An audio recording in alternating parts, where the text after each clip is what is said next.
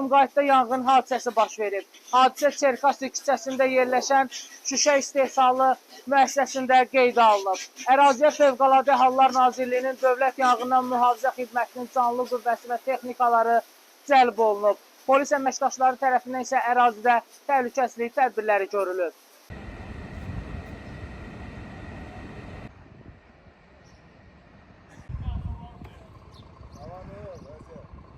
Fövqəladə Hallar Nazirliyinin 112 zəng mərkəzinə saat 06:47 dəqiqədə Sumqayıt şəhəri 76-cı məhəllə Çerkasi küçəsində şüşə məmulatları emalı sexində yanğın baş verməsi haqqında məlumat daxil olmuşdur.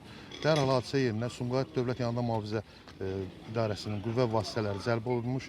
Hadisə yerində yanğın yerinin kəşfiyyat zamanı məlum olmuşdur ki, sahəsi 2500 kvadrat metr olan şüşə emalı məmulatları sexinin soba ətrafında demək yanğın hadisəsi baş vermiş. Dərhal hadisə yanğın söndürmə işlərinə başlanılmışdır.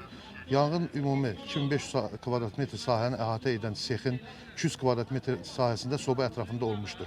Yanğın söndürülübdür və ətrafda olan digər tikililər və sexin qalan hissəsi yanğından mühafizə olunmuşdur.